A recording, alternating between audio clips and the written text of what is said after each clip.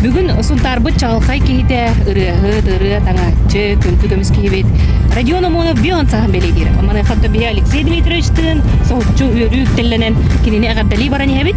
Онан сеттерин тон жомут сергебит эме бүгүн кинини агардали гединен бу арыллан агардаларинген ыңрыкын багарабыт. Онотон кини туунан элбагы ки этиен сөп ол курдугутун ырыны муостубут күндү кихибит.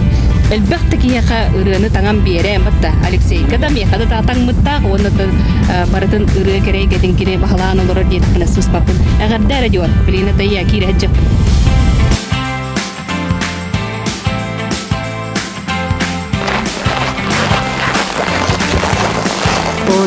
Радион!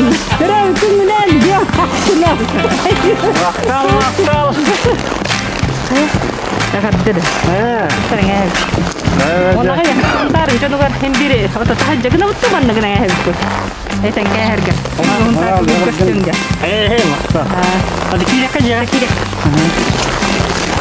Oton hitilerim ballar. Oton canım herkem üren köten etengere hırttın. Onlardan bardın kayan hortan yakıt. Anladık. Aha. Yani otun osana bu kasırılar kanı, kasırını aybıt kanı, olduğuna men gömbilen bağıra olur. Otu benim ırın etehin urga yerdim. Bir kere aybak oldum. Bobudu muratta. Ama hövülüren kanıyla. Otu hövülürdüm o da koyun. Min hövülürdüm o da koyun. Can hövülürdüm etin işlere bilere.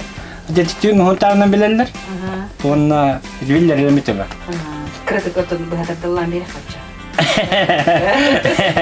Enmin onna tingisun tartin eybihe kanan tegar dengdir. Agarda arıyor. Anlık.